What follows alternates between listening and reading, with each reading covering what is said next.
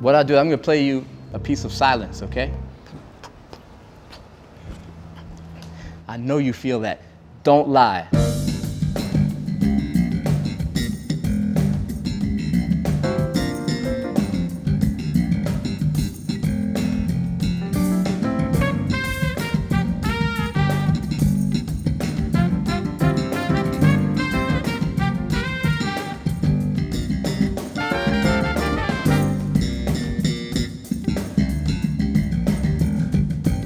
What makes Marciac special is the public, and they have a beautiful energy. Just looking forward to sharing, you know, the energy and the spirit with everybody.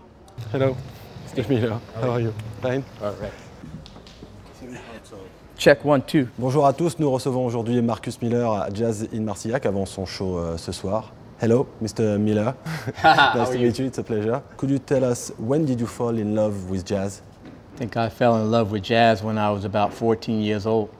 I was playing R&B, soul music, funk music for a couple of years, and then I heard Herbie Hancock and the Headhunters, and it was a beautiful mix of soul music and funk music and jazz.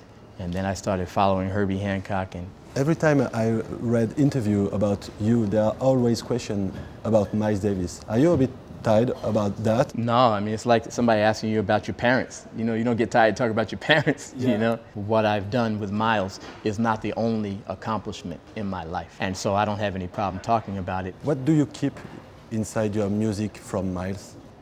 The thing that's most important that I got from Miles is you have to be yourself.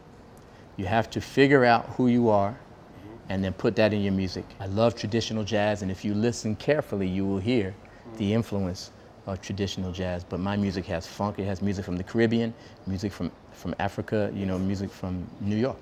Everything that I grew up with, you hear in my music. Your history is important in your job? When I play music, man, you're going to hear in my music Slam Stewart, you're going to hear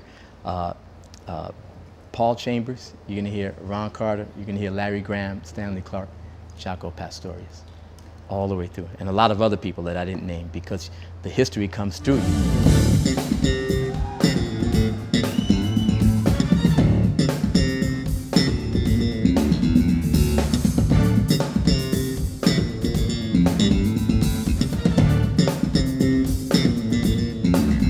A lot of bass players play like this. You can get nice rhythm like this.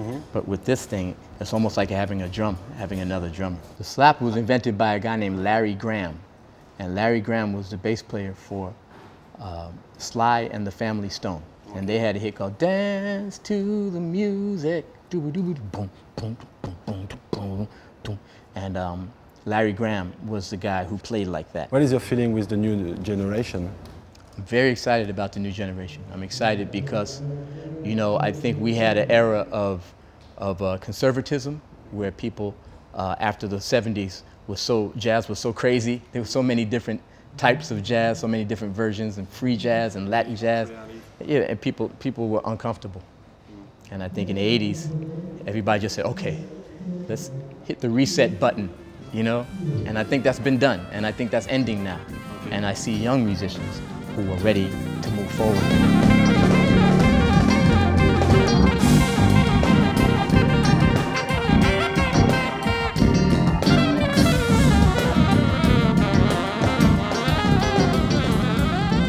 I got appointed an Artist for Peace by UNESCO. I've realized for a long time, man, that music is such a beautiful way to communicate with people. You know, if I play something for you and you like it, I don't have to say anything. And if I play something that has an emotion and you feel the same emotion, then we realize that we are similar. And that's very important. So the first step to peace is communication. So I'm really looking forward to doing some work.